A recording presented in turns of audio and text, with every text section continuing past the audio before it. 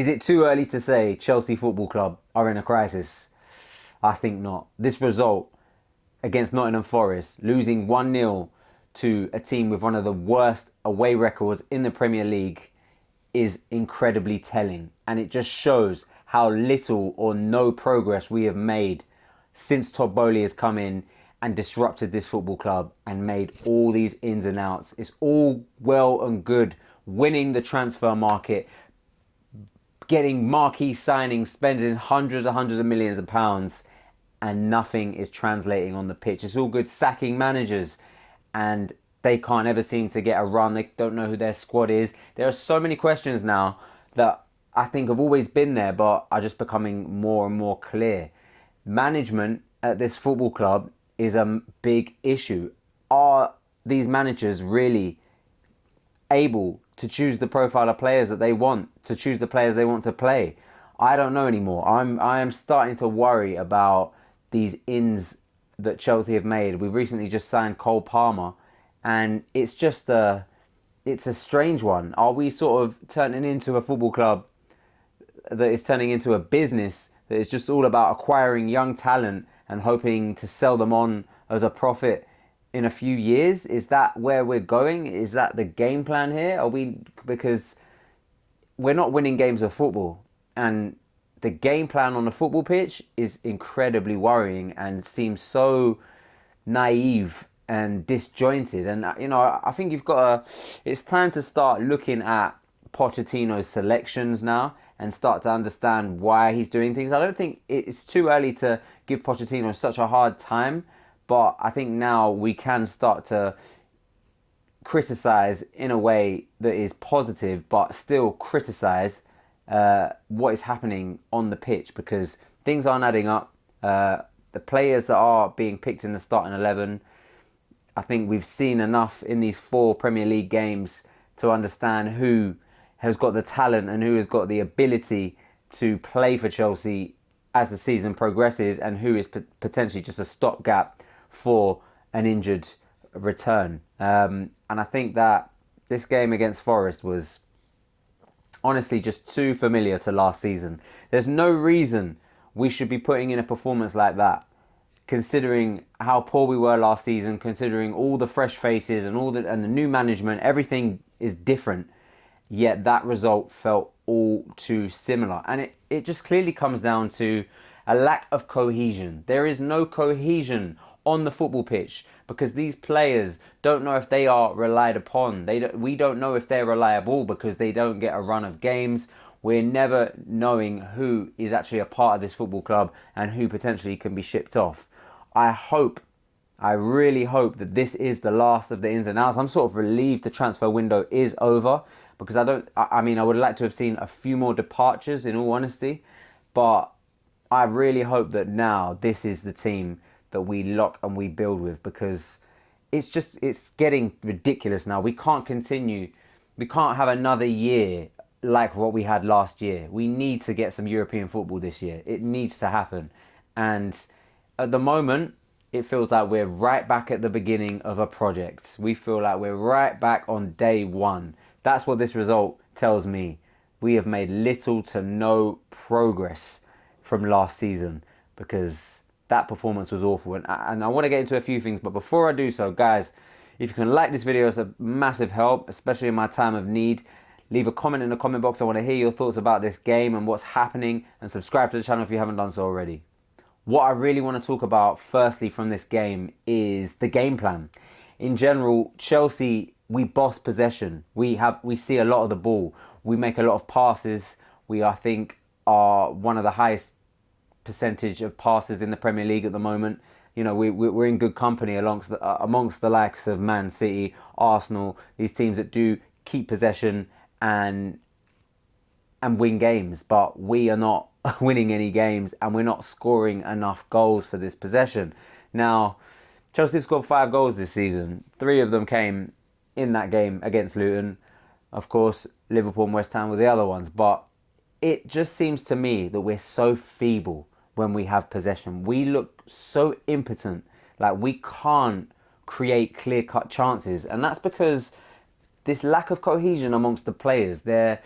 inability to really know one another. I just feel like we're a team full of strangers out there. No one knows who's coming and who's going, and they don't know the profile of their teammates, and it's just really a bit concerning that that isn't a problem that gets fixed quickly. These players really need to get to know one another, and I don't know what the situation is, off the pitch. I don't know how friendly they are, like with one another. I know today's game is a lot more professionalism. It's less about the social aspect. It's more about you turn up, you do your job, and you put in a shift. But at the end of the day, I just feel that there's a lot of disjointed patterns of play with Chelsea, and I think this game plan of wanting all this possession doesn't seem to work. I think we need to start adopting a system where we can invite pressure a bit more, where we can absorb the pressure and hit teams on the break, and potentially be a bit more clear cut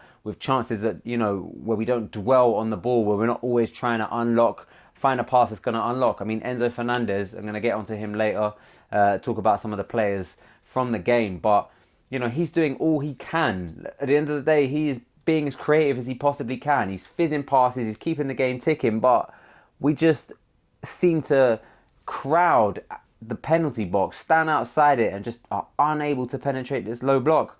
And it's really, really becoming tiring to watch. It's killing the joy of watching football.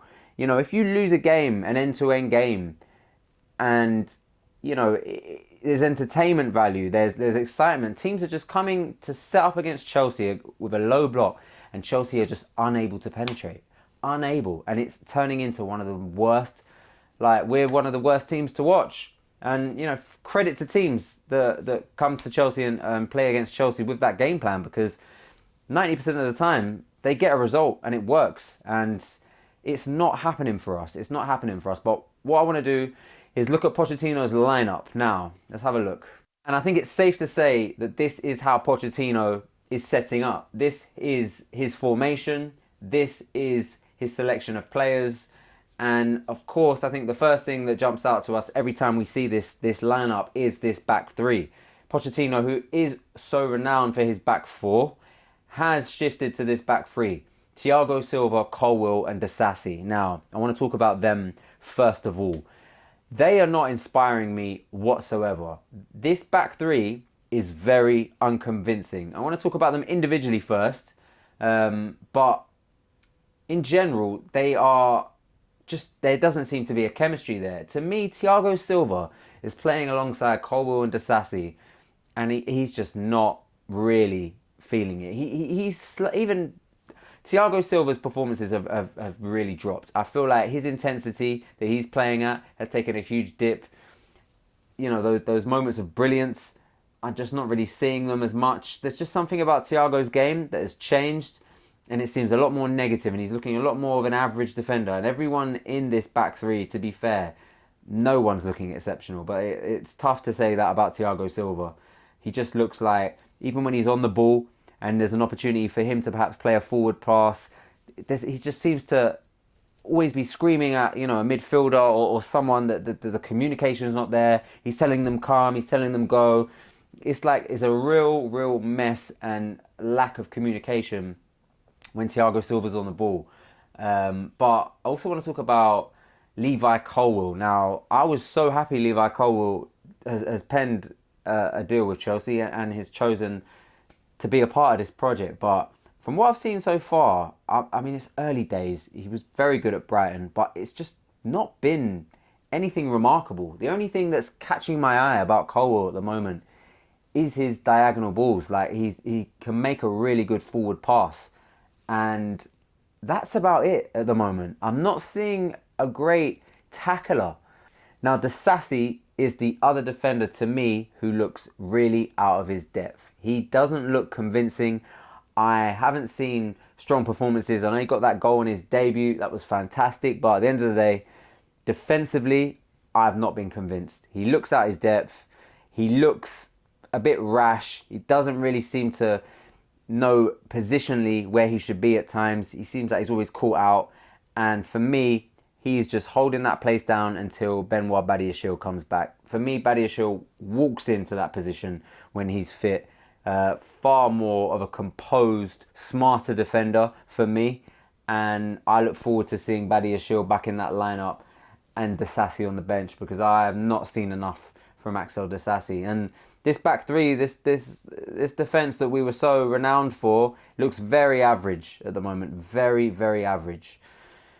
Now I want to move on to the midfield. Now, I'm going to start with Moises Caicedo. For me, Moises Caicedo was having a really, really good game. I thought we were seeing glimpses of what this money had got us. I was seeing tackles that he had no right to win. He was winning them. He was making beautiful lofted passes left and right. I was really starting to see how this Chelsea midfield is going to look with Moises Caicedo sat in the middle there. It wasn't until the goal it all became a mess. So he really was at fault for the goal. He should have done a lot better. Complacent from him. And there have been, in his 2 appearances for Chelsea so far, against West Ham and against Forest, he has shown a bit of complacency. He hasn't looked great. And that's worrying. I do think with him it's a confidence issue. I do think that will all change very soon once he gets a run of games. At the end of the day, Caicedo ain't going nowhere. He is a mainstay in this Chelsea team. And I do look forward to seeing some more consistent performances. But yeah, it's a shame that he was at fault for the goal. I mean, the result wasn't his fault. At the end of the day, we could have got punished on numerous occasions. It just happened to be that incident that led to Nottingham Forest scoring and us conceding and losing the game. Conor Gallagher partnering with him. Conor Gallagher, I thought, had a bit of a mixed game, ups and downs. He's not great temperament, Conor Gallagher. He does make rash challenges. He does seem to get quite, hot-blooded. Him and the referee were having a few words here and there. There were times where he was brilliant. I thought he made some great passes, and I think, given all the rumours of potentially him being linked with a move to Tottenham and him declaring his love for Chelsea and wanting to play, I was pleased that Conor Gallagher that is a part of this squad and is a part of this project. But it always comes down to, I think Conor is just going to be a fringe player. When we see Lavia and Caicedo in that middle, Lavia fully fit, I think Gallagher will not quite have a place there. It remains to be seen. I haven't seen Lavia in a Chelsea shirt yet, but the profile of play of Lavia compared to Gallagher, it's a tricky one. But I thought Gallagher was mixed. And then Enzo, I thought, was fantastic. I haven't seen Enzo really play badly this season, apart from missing in that penalty against West Ham. He had a few chances. Perhaps you'd like to see him hit the target against Forest. He didn't, but he did everything he could. He was the only player that was creating opportunities, that was keeping us going. And I just really wonder what we're going to do if Enzo does pick up an injury and he's out, because we have got our whole team lacks creativity other than Enzo Fernandez. And I thought he put in a solid performance. Another sort of masterclass from him in how to pass and how to create chances and how to try and unlock teams. I think it was great, and Enzo probably one of the few shining lights from this performance. And with Enzo playing in more of an advanced role, it seemed, I understood why Potchettino did it. He didn't really put his trust in Mudryk for this game. He didn't want to play Maatsen. I'm going to get onto the left-hand side in the next topic. But Enzo, Raheem and Nico Jackson as sort of our front line, as our attackers, it was a bit feeble. And I think we've showed Nottingham Forest far too much respect there. We shouldn't have played such a tamed attacking line. I would have liked to have seen Madueke start or a Maatsen start and perhaps played just Caicedo and Enzo in the middle and had a dropped Gallagher. I do feel that Nottingham Forest are a good team, but we showed them too much respect, and we really lacked attacking threat. And I think maybe not having another natural attacker on the pitch and Enzo just being a bit more overloaded in midfield, I think that's where this game became the boring and spineless performance from Chelsea that it was. So the midfield was, mixed, but probably one too many bodies in that midfield for my liking. Now, the attacking line, Raheem Sterling and Nicholas Jackson were pretty much our only real attacking threats in this game that looked like they could potentially get a goal. Nicholas Jackson, I thought, did well. At the end of the day, we've got to talk about the sitter that he missed. It is a sitter. The more and more I watch it, the more it becomes unbearable. How on earth did he miss it? He snatches at it. He had far more time to hit it over the bar. Is a really, really poor attempt on goal.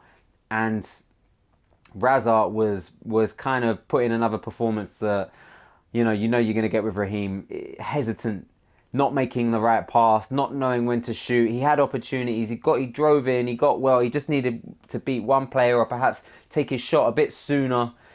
Try curve the ball around the defender. This just wasn't that from Raheem. And him and Nicholas were just like really, they didn't really have it. It wasn't their day today at all. Nicholas Jackson did so many good things off the ball, carrying the ball forward. I thought he was brilliant, and that's at least one massive part of his game that is huge. That is, a big help to this Chelsea team. We didn't have that before, and seeing him do that is great. But I just need to see you tuck away them chances.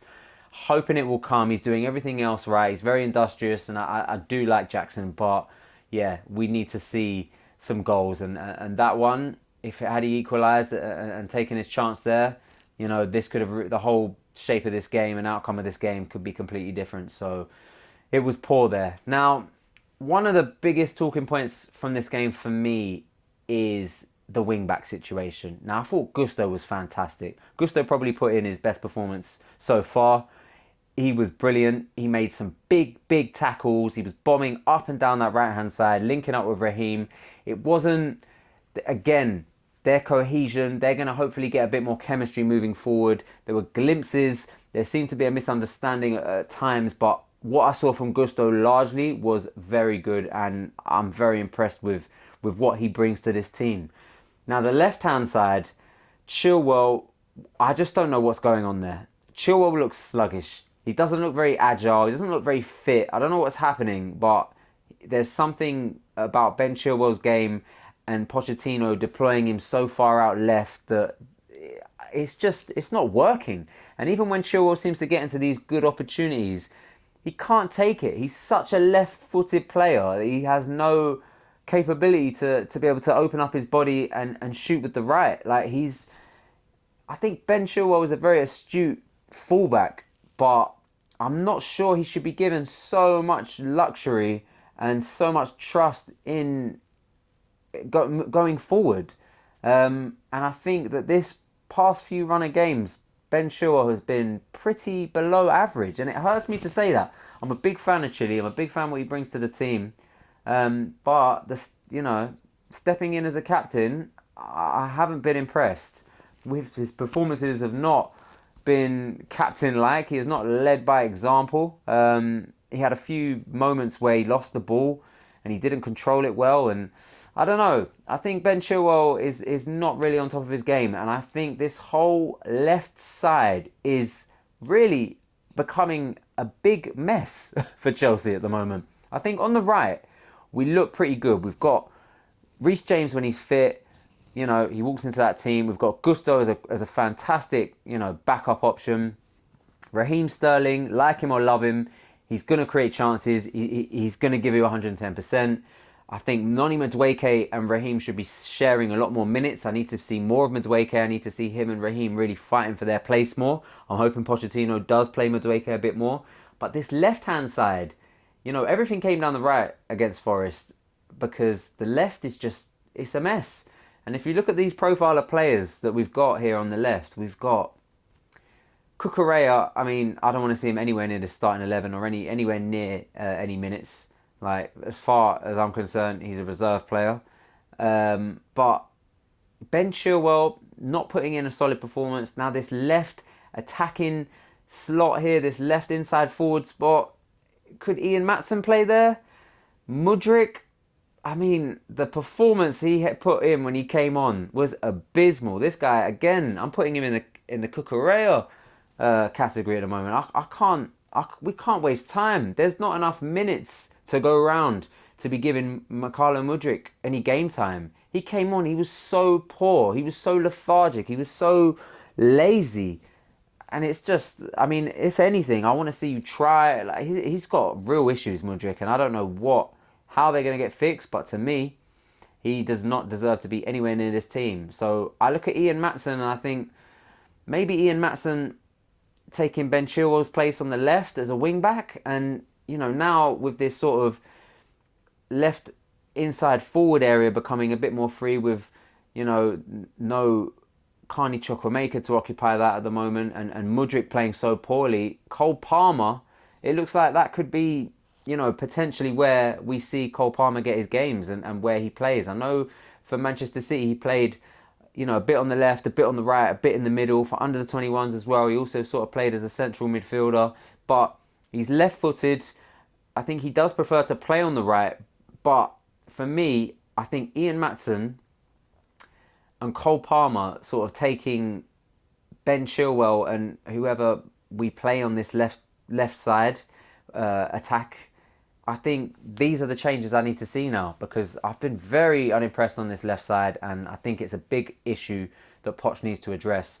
And Maatsen deserves it. I think Maatsen has such a great pre-season. He looks so good. Anytime I've seen him come on, he looks like he's willing to put a shift in. He looks comfortable. And I need to see him play more. But this was a really bad loss. It's an international break. And it's just more time for Potchettino to try and work with the players. But honestly, it's really poor. And I just hope that now this window has ended, these players can gel a bit more. I mean, I just feel like I continuously talk about how these players need to gel, but there's been so many new arrivals that, of course, they're going to have to. These things take time, but I am losing my mind watching Chelsea at the moment. And I think one of the most important things is this game plan. This possession-based football is not working. There needs to be a few more strings to our bow. We need to figure out how we're going to unlock teams in a different way that doesn't just involve Enzo trying to find the right pass and us, someone poaching it in. Like, we need to be a bit more diverse in our attack. But guys, let me know what you think. This game was a tough one.